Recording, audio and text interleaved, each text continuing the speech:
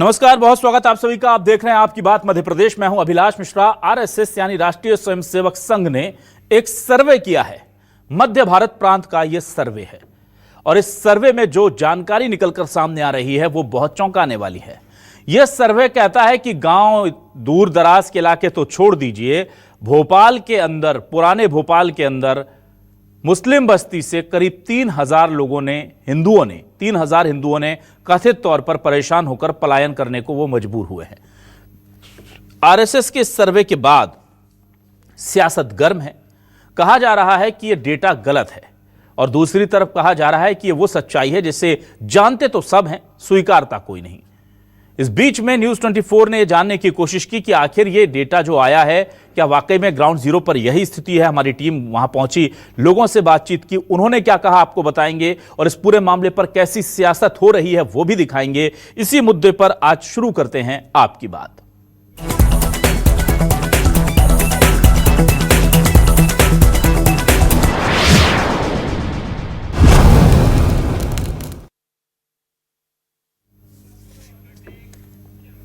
और आइए सबसे पहले सुनते हैं कि आरएसएस ने जब ये सर्वे किया है तो आरएसएस के पदाधिकारी क्या कह रहे हैं, उनकी चिंता किस बात को लेकर है।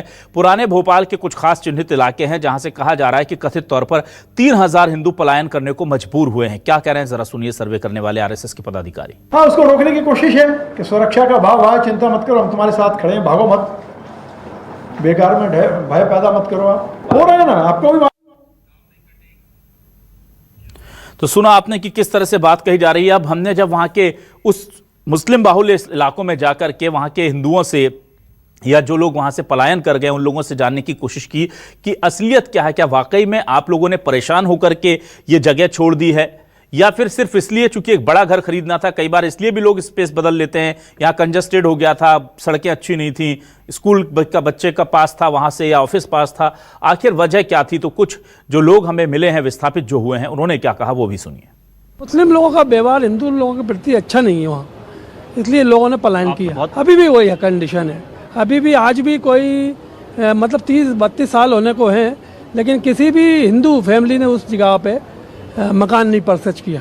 दिक्कत वही आती है, कोई लेना पसंद नहीं करता, माहौल गंदा है, बकरा बकरी बेचते हैं वहाँ पे, आपके घर के सामने गंदगी करते हैं, बकरे बांध देते हैं, इस काइंड। ये हिंदू मुस्लिम दंगे और दूसरा क्या है, ये दबीस जहाँ अपन रहते थे वहाँ आसपास क्या है कि मीट मटन की दुकानें खुलती चली जा रही हैं, जिसकी वजह से अपन वहाँ रह नहीं पाते। कोई वजह है कि अपने को पुराना भोपाल छोड़ के नए भोपाल में पहले कम से कम 50-60% हिंदू लोग थे, जो कि अब धीरे धीरे खत्म होते हुए मैं समझता हूँ कि 1-2% बचे। ये लोग क्या है कि उस एरिया को क्या है कि अपने कब्जे में लेते चले जाते हैं धीरे। वहीं इस पूरे मामले को लेकर अब मध्य प्रदेश में सियासत भी हो रही है। बीजेपी और कांग्रेस जो कह रहे हैं वो तो हम आपको बाद में बताएंगे, पर अभी आपको सुनाते हैं कि हिंदू धर्मगुरु क्या कह रहे हैं और मुस्लिम स्कॉलर्स, मुस्लिम जो धर्मगुरु हैं वो क्या कह रहे हैं। दोनों का क्या कहना है इस सर्वे को लेकर सुनिए। कोई तो उनकी मजबूरी होगी कि भाई जब एक विशेष वर्ग जो है वहाँ बढ़ जाता है तो हिंदू समाज को कई प्रकार से प्रताड़ित होना पड़ता है और वो अंततः वो अपना मकान बेच के चले जाते हैं, अपना सब कुछ और सस्ते में बेच के जाते हैं। यहाँ इंदिरा नगर में मैंने कई लोगों को कहा, मैंने हाथ जोड़ के निवेदन किया, कई जो परिवार हैं कि भाई आपको पलायन नहीं करना, हम यहाँ पे हैं, हमारे भरोसे रहो। भोपाल के मैं सरकार से अनुरोध करता हूँ कि जिन जिन क्षेत्रों के में आप सर्वे कराइए और ये हिंदुओं का जो पलायन हो रहा है तो ये आपके लिए खतरे की घंटी है, समाज के लिए नहीं। जो आरएसएस के पदाधिकारी थे उनको जो रिपोर्ट की गई बात, शायद उसमें कहीं ना कहीं बहुत ज़्यादा झोल झाल है, सही रिपोर्ट पेश नहीं की गई। आप कोहे फिदा की बात कर रहे हैं, मैं मुसलमानों के हर इलाके की बात कर रहा हूं जहां पे आपको हिंदू भाई बआसानी बसहूलत रहते हुए आपको मिल जाएंगे। आप ये कह रहे हैं कि साहब हिंदू यहाँ से छोड़ के चले गए, कहीं हिंदू नहीं गया, बल्कि हमने तो भोपाल तो छोटा सा था, इतवारा बुधवारा ये जुमेराती गेट बस इतना सा भोपाल था, इब्राहिमपुरा यहाँ से, और इसके अलावा जो बसाया आज आप देखिए हमारे यहाँ तो एमपी नगर पूरा बसा हुआ, ये सब बाहर के लोग हैं। हमारा दिल बड़ा है, हमने तो सबको कहा कि साहब यहाँ आइए बसिए।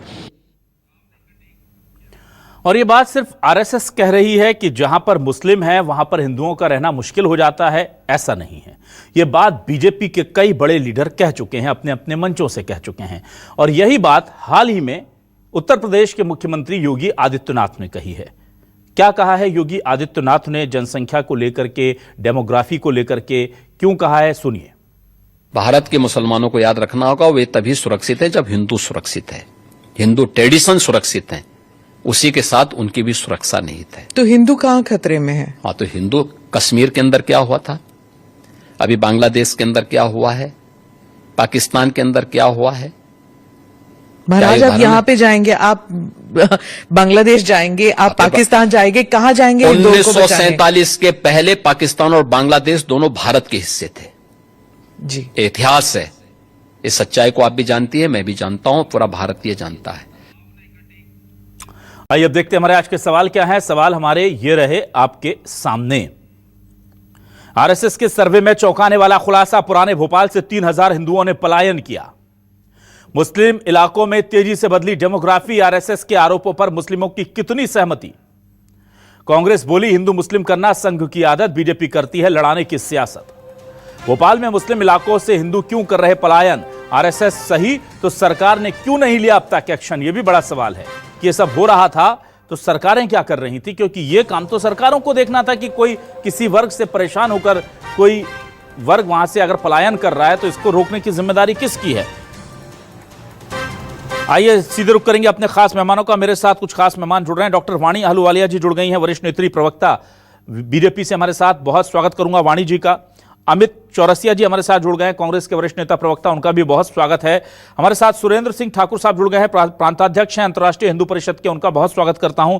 काजी अनस अली साहब जुड़ गए हैं, अध्यक्ष ऑल इंडिया उलेमा बोर्ड के, उनका बहुत इस्तकबाल करता हूं। बहुत बहुत स्वागत है सभी मेहमानों का। और सबसे पहले मैं काजी अनस अली साहब आपके पास आता हूं। काजी अनस अली साहब, देखिए ऐसा नहीं है कि आरएसएस के इस सर्वे ने यह बात बताई है, लगातार ये बातें कही जाती है। और अभी हमने योगी आदित्यनाथ जी का बयान सुनाया और उन्होंने ये बात कही जो हिस्टोरिकली वो कह रहे हैं कि ये सत्य है, आप हिस्ट्री को, इतिहास को मिटा नहीं सकते, कि जब भी मुस्लिम बहुसंख्यक हुआ है तो वहां हिंदुओं को पलायन करना पड़ा है और नहीं करना पड़ा है। अगर नहीं उन्होंने किया है तो उन्हें जबरदस्ती भगाया गया है। उन्होंने कश्मीर का उदाहरण दिया, पाकिस्तान की बात कही और बांग्लादेश जहां हिंदू तेजी से घटे हैं। क्यों? क्योंकि वहां पर मुस्लिम बाहुल्य इलाका हो गया है। तो जहां मुस्लिम मेजॉरिटी में है वहां हिंदू सुरक्षित क्यों नहीं है? सर ये बड़े सवाल हैं। बिस्मिल्लाहिर्रहमानिर्रहीम। देखिए, अभी मैं जो बात सुन रहा था, यूपी के मुख्यमंत्री योगी आदित्यनाथ जी ने जो बात कही, जो उदाहरण दिया वो कश्मीर का, बांग्लादेश का और पाकिस्तान का। देखिए, हमें बांग्लादेश और पाकिस्तान से तो कोई मकसद है नहीं, क्योंकि हमने हिंदुस्तान को चुना है और यहीं हम रहते हैं इंशाअल्लाह ताला, और यहीं आखिर दम तक हम यहाँ रहेंगे। हमने ये तय किया है, हमारे बुजुर्गों ने ये तय किया है।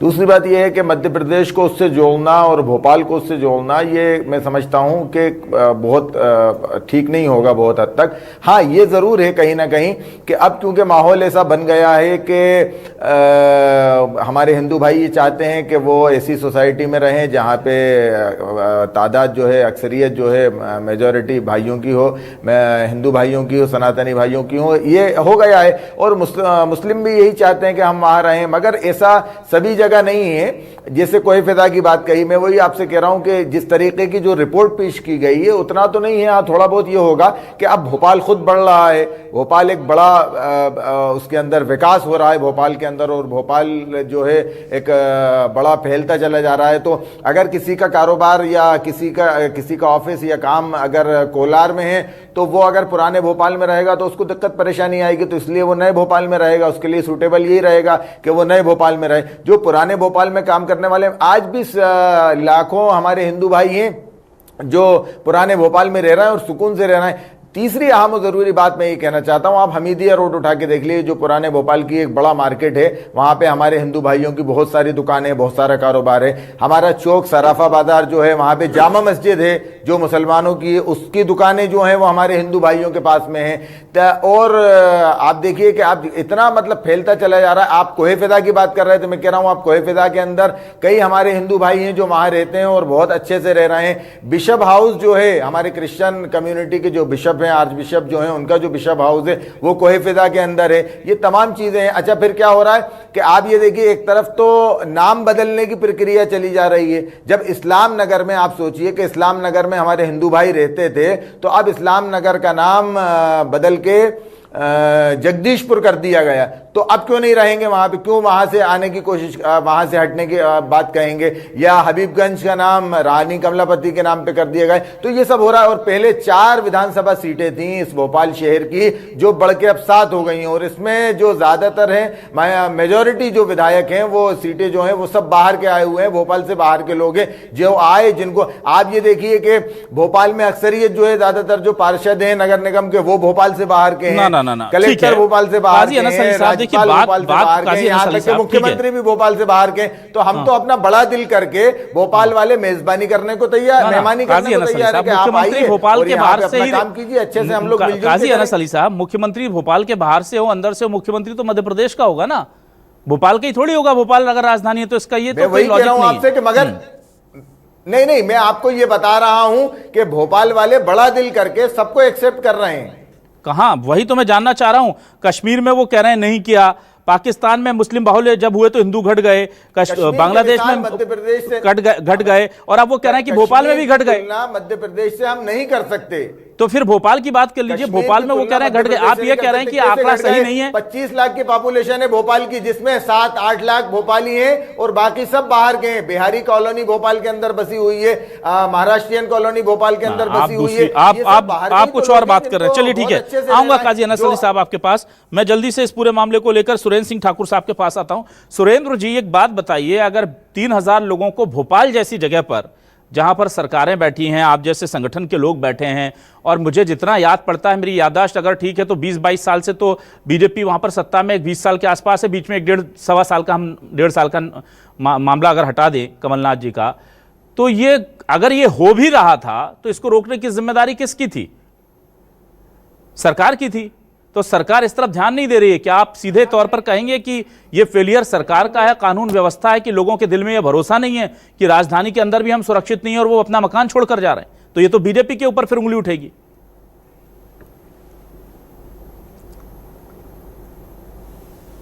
मैं अंतर्राष्ट्रीय हिंदू परिषद राष्ट्रीय बजरंग दल ये मांग पहले से उठाते आए हैं। आज हमारे माननीय प्रवीण भाई तोगड़िया जी को ये चीज पहले से पता थी। ये जो आज भोपाल के अंदर 3000 का आया है, इससे ज्यादा पलायन हो रहा है। आज ये पुराने भोपाल में जाके आज भी ग्राउंड पे देखिए, इससे बुरी स्थिति है। जैसे कि हमारे भाई कह रहे हैं कि बिल्कुल नहीं है, हमने बसाया है। अरे आपने क्यों बसाया है? आज की स्थिति में अभी पुराने भोपाल के अंदर 2% भी हिंदू नहीं बचा है। और वहां पर आज की उससे लगा हुआ अशोका गार्डन है। आज अशोका गार्डन में एक कबट कैंपस कॉलोनी है, वहां पर वो हाल है कि अगर एक हिंदू का घर है तो उसके घर के पास में खून बहाया जाता है। उसके वहां पर ऐसी स्थिति बनाई जाती है कि वो आधे से आधे रेट में घर बेच के प्लान करने के लिए तैयार है। और इसी भोपाल में स्थिति बहुत बुरी है। और इसी निजामुद्दीन के अंदर, आज निजामुद्दीन एक छोटा सा हुआ करता था, पर कमला नगर और पूरे एरिया में पूरी मुस्लिम बस्ती, जो हिंदू घर है वो प्लान करने के लिए बिल्कुल तैयार है। और आज से 3000 से, अगर ये तो कम आंकड़ा बताया है संघ ने, इससे बुरी स्थिति अकेले भोपाल और भोपाल के आसपास में है। और आज ये पूरी प्लानिंग के साथ काम किए जा रहा है। सुरेंद्र सिंह ठाकुर साहब, मेरा सवाल ये था कि ये है, ये तो चलिए अगर हम इस पर यकीन कर लें तो इसके लिए क्या सरकार को कोई एक्शन नहीं लेना चाहिए? मैं ये आपसे जानना चाहता हूं। अगर कोई डर से अपने मकान को, अपनी खून पसीने की कमाई को आधे पौने दाम में बेचकर जा रहा है, जी, कौन जिम्मेदार है सुरेंद्र जी? फिर पर सरकार सरकार को लेना चाहिए, ये बिल्कुल सरकार की जवाबदारी है। जी, सरकार की बिल्कुल जिम्मेदारी है, इसको सरकार को ज्ञान में लेना चाहिए और सरकार का ये काम है। पर स्थिति इतनी बेकार हो गई है इस भोपाल के अंदर कि वहां पर सरकार भी कुछ नहीं कर पा रही है। जहां आज की तारीख में आप देख ही रहे हैं सभी दूर क्या हो रहा है, जहां जनसंख्या बढ़ रही है वहां सरकार भी कुछ नहीं कर पा रही है। और स्थिति अभी इस भोपाल के अंदर बिल्कुल बहुत नाजुक है। ठीक है, चलिए मैं जल्दी से आ जाता हूं अमित चौरसिया जी आपके पास। आप ग्राउंड में देखिए जाके, ये 3000 तो बहुत कम बोल रहे हैं। ठीक है। अमित चौरसिया जी, आरएसएस की रिपोर्ट आई है, सर्वे आया है और सर्वे को लेकर के बहुत सारी बातें कही जा रही हैं।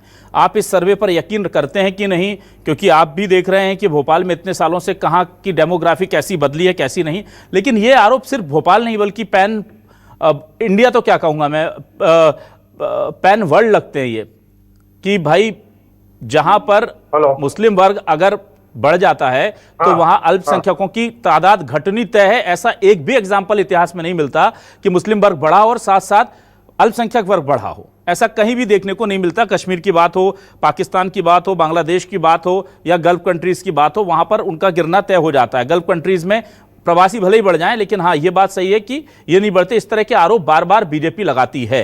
इसको लेकर क्या कहेंगे आप?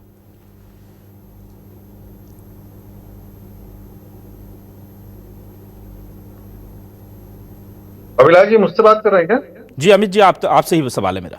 जी नमस्कार, मैं फोन डिस्कनेक्ट हो गया था, माफी चाहता हूँ। जी जी जी, अभी आवाज क्लियर आ रही है? जी मैं आपको सुन पा रहा हूँ अमित जी, प्लीज। जी देखिए, यहाँ ना मजहब की खराबी है ना अखलाक की पस्ती। यहाँ ना मजहब की खराबी है ना अखलाक की पस्ती। यहाँ दुनिया के मसाइल का सबब कुछ और ही है। और मैं समझता हूँ जिस तरह से आरएसएस ने इस तरह का एक मनगढ़ंत सर्वे डाला है, एक सांप्रदायिक ध्रुवीकरण और धार्मिक उन्माद को किस तरह आगे बढ़ाया जाए, जो आरएसएस की एक विभाजनकारी राजनीति का जो इतिहास रहा है, चाहे वो हेगड़ेवार जी रहे हो, गोवलकर जी रहे हो, बंच ऑफ थॉट्स में उन्होंने किस तरह मुस्लिम तुष्टिकरण के ऊपर और मुस्लिम संप्रदाय के ऊपर जहर घुला है, तो ये सारी चीजें हमको देखने को मिलती है। आरएसएस का एक काला इतिहास है, इससे आरएसएस पीछा नहीं छुड़ा सकती है। अब आप बात कर रहे हैं कि भोपाल मध्य क्षेत्र के अंदर 3000 से अधिक हिंदुओं ने पलायन कर लिया, तो आप तो अपनी ही सरकार को कटघरे में खड़ा कर रहे हैं महाराज। पिछले 20 वर्षों से आप ही की सरकार है। इस देश की आबादी 100 करोड़ है, मध्य प्रदेश की आबादी 8 करोड़ है, मुस्लिम जनसंख्या कितनी है उस पर? तो मतलब आप कहना चाह रहे हैं कि मोहन यादव जी की सरकार में, जहां पहले पिछड़े, दलित, आदिवासी, शोषित, वंचित तबके, सिख समाज, जैन समाज, मुस्लिम समाज तो पहले असुरक्षित महसूस कर रहे थे, अब हिंदू भी असुरक्षित महसूस कर रहे हैं अपने आप को, तो किसका फेलियर है? तो सीधा सीधा सरकार का फेलियर है। और वहीं दूसरी तरफ सरकारी आंकड़ों की अगर हम बात करें तो पता चलता है कि 1992 से के पहले की बात हो या 1992 के ये जिन दंगों की बात करें या तब से अभी तक की अगर हम बात करें, एक भी गंभीर आपराधिक प्रकरण किसी भी थाने में दर्ज नहीं है पलायन को लेकर। तो किस तरह का सर्वे है ये? सर्वे सिर्फ इसी प्रकार से है जिस तरीके से रामेश्वर शर्मा जी अभी कूदे हैं इस बहस के अंदर, कि किस तरह मध्य भोपाल की जो 2 विधानसभा सीटें हैं, वहां की जो गंगा जमुना तहजीब बनी हुई है, जहां सालों से कांग्रेस के उम्मीदवार जीतते आ रहे हैं, तो किस तरह राजनीतिक सांप्रदायिक ध्रुवीकरण किया जाए, धार्मिक उन्माद फैलाया जाए, किस तरह अस्थिर किया जाए भोपाल की राजनीति को, ये सिर्फ सर्वे उसी को लेके है। और अभी जो जिस तरह से 3 दिन पहले आरएसएस के अंदर जो नई नियुक्तियां हुई है, तो अपनी उपस्थिति दर्ज कराने के लिए भी एक तरह का कौतुक छोड़ा गया। तो मैं समझता हूं कि मध्य प्रदेश के अंदर भी मुख्यमंत्री मोहन यादव जी को सचेत हो जाना चाहिए। ये जो है उत्तर प्रदेश के अंदर जिस तरह से संभल की घटना हुई है, भोपाल को संभल बनाने का प्रयास पूरा आरएसएस और उसके विघटन साथी का अनुवांशिक संगठन कर रहे हैं लगातार। अभी आपने कुछ दिन पूर्व देखा होगा सिवनी के अंदर भारतीय जनता युवा मोर्चा का एक कार्यकर्ता, उसका ऑडियो वायरल हो रहा है, किस तरह प्लान किया जाता है गो तस्करों को पकड़ो, पुलिस से उनकी आपस की वार्तालाप और साठगांठ ओपन होती है। तो इस तरह के तो प्लान किए जाने हैं केस। तो इस देश की, प्रदेश की जो शांतिपूर्ण जो एक माहौल बना हुआ है, उसको किस तरह से खंडित किया जाए, किस तरह से दूसरे ज्वलनशील मुद्दों से ध्यान को हटाया जाए, उससे उसकी जगह इस तरह का सांप्रदायिक उन्माद को फैलाने के लिए सांप्रदायिक ध्रुवीकरण को जन्म दिया जा रहा है। तो कांग्रेस पार्टी तो हमेशा इसका विरोध करती हुई आई है।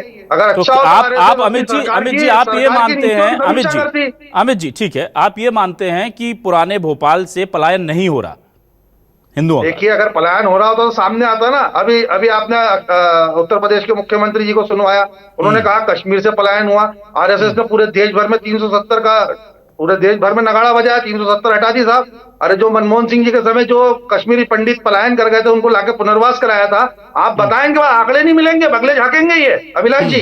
अगर इनसे पूछेंगे कि कश्मीर में कितने कश्मीरी पंडित हिंदू वापिस आए, तो बगले झाकने लग जाएंगे। ना।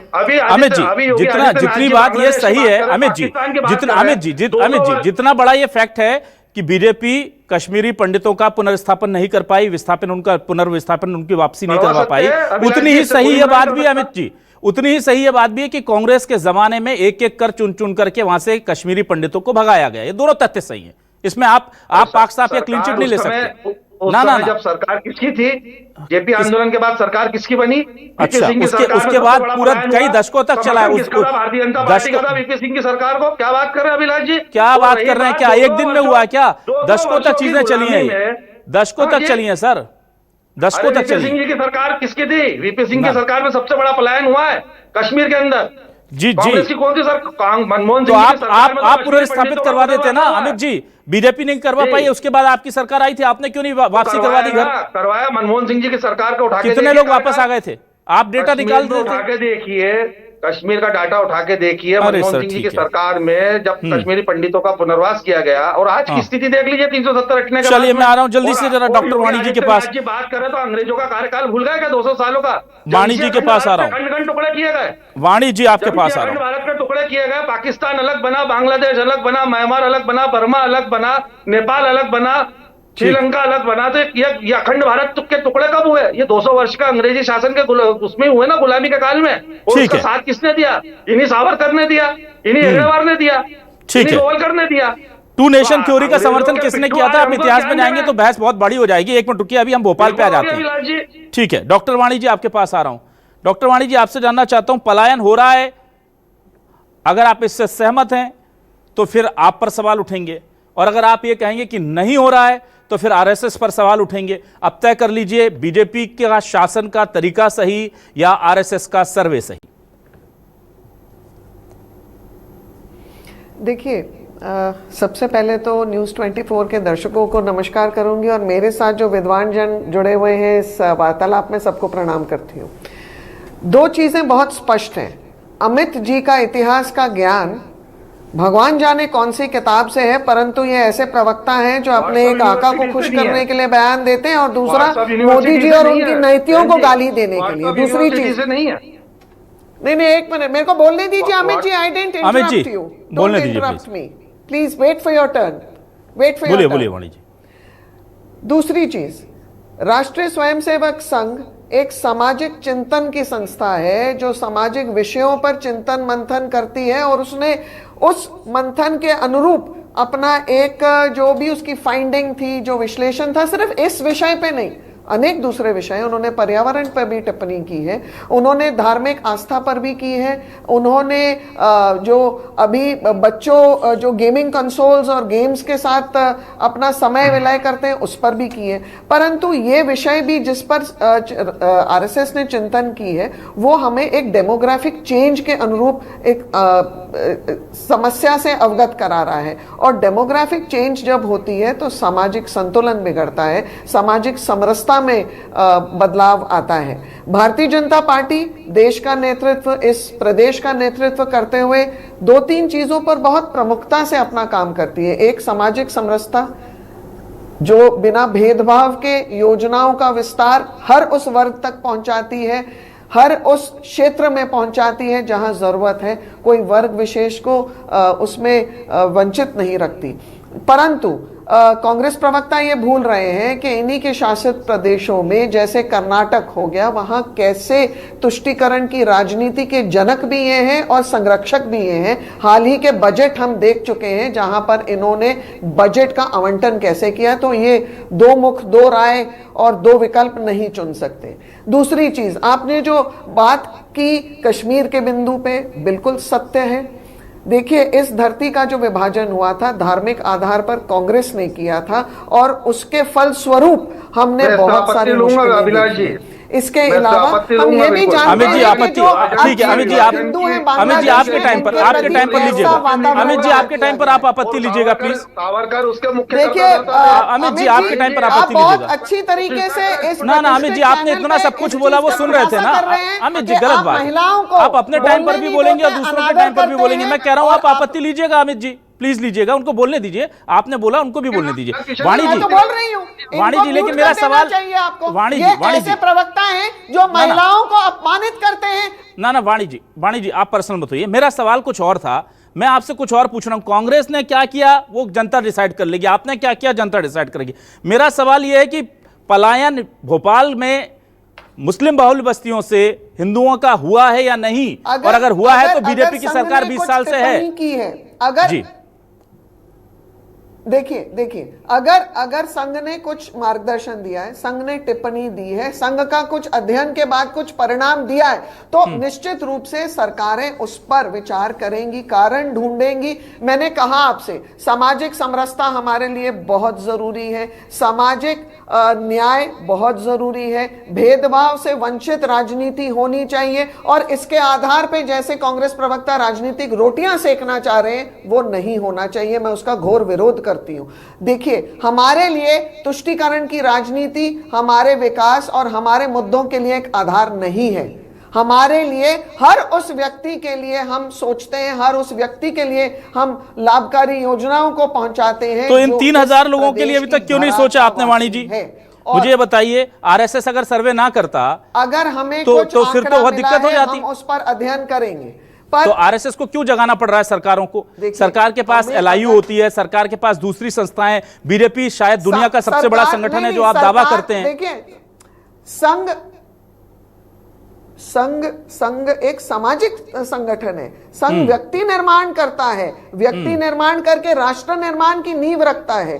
संघ हमें हमारे राष्ट्र धर्म, हमारे सामाजिक धर्म, हमारे पारिवारिक धर्म से अवगत कराता है। और अगर संघ ऐसे चिंतन कर रहा है तो सिर्फ एक मूल्य पे नहीं है, अनेकों मूल्यों पे है। ठीक है, लेकिन मेरा सवाल ये था, चलिए मैं अभी आता हूं काजी अनस अली साहब के पास। काजी अनस अली साहब, ये बात तो देखिए, जो कहते हैं ना, कुछ सच्चाइयां होती हैं जिन्हें स्वीकारा नहीं जाता पर पता होती है, पर ये एक बहुसंख्यक वर्ग के मन में अगर ये भय रहे कि मैं अल्पसंख्यक के बीच में सुरक्षित नहीं हूं, तो क्या आपको लगता नहीं कि एक बार हमें भी सोचना होगा कि भाई ऐसी स्थिति क्यों बनती है, क्यों हम उनकी धार्मिक भावनाओं का सम्मान नहीं दे पाते? और ये तोहमतें हम पर यहां नहीं पूरी दुनिया में लगती हैं।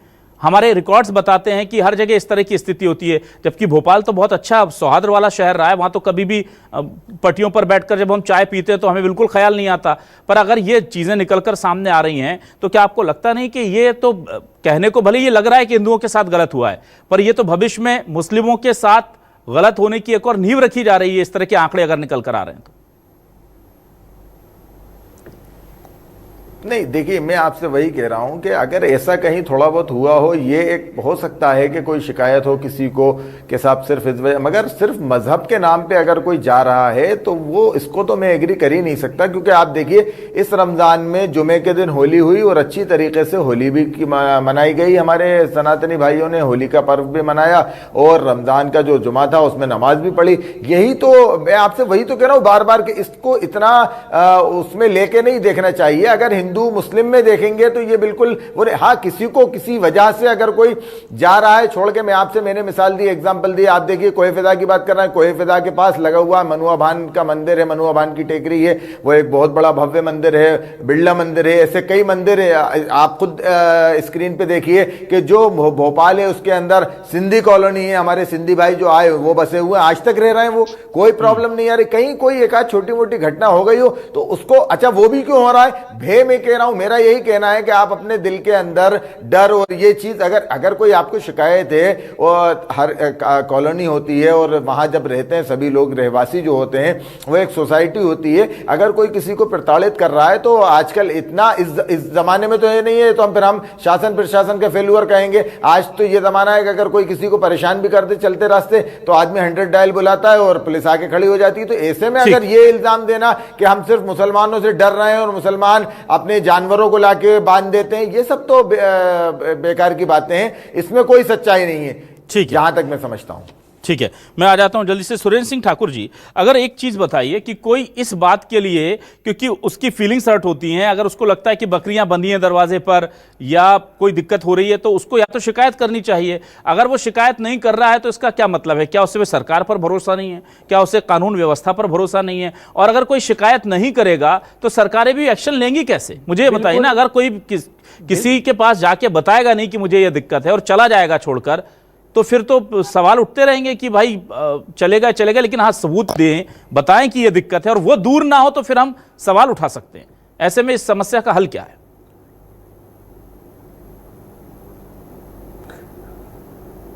देखिए, बिल्कुल जैसे कि ये बोल रहे हैं कि बकरी बांधते हैं, ऐसा ये सब चीज नहीं है। वो शिकायतें भी करते हैं, पर क्या होता है कि जहां 1-2 हिंदू बसते हैं, आज कई आप इसको ग्राउंड में जाके देखिए, बहुत बुरी स्थिति है वहां पे। वो जैसे ही एक हिंदू या दो हिंदू बसते हैं ना, तो उसके घर के पास में से खून बहाया जाता है। बहन बेटी अकेली आज भी पुराने भोपाल में नहीं घूम पा रही है। यह स्थिति आज पुराने भोपाल में है कि बहन बेटी रात में आप चाहे जाके देखिए कि क्या स्थिति है।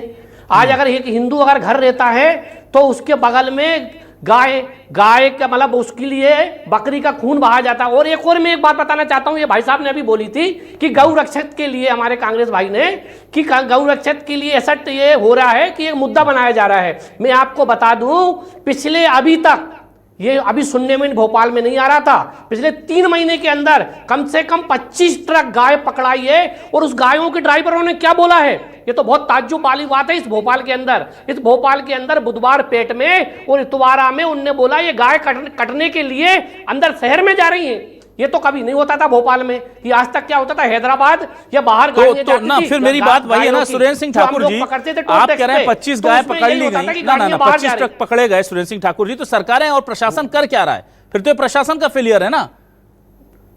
तो फिर हम किसी पर क्या, अगर कोई क्राइम कर रहा है, कुछ दिनों में ये होता है कि वो, जी बोलिए, तो उसको बिल्कुल सरकार को जागना चाहिए, इसको ठीक है, मुद्दे को उठाना चाहिए। अमित जी, बिल्कुल अमित जी आपके पास आ रहा हूं, जागना चाहिए। और अभी ये बात अभी आई है लेटेस्ट। चलिए देखते हैं सरकारें कितनी जागती हैं। अमित जी आपके पास आता हूं। अमित जी देखिए, यहां पर मामला बहुत संवेदनशील है, रास्ता क्या है सर इसका, ये बताइए, कैसे चीजें थामी जा सकती हैं? नहीं, बिल्कुल थामी जा सकती हैं।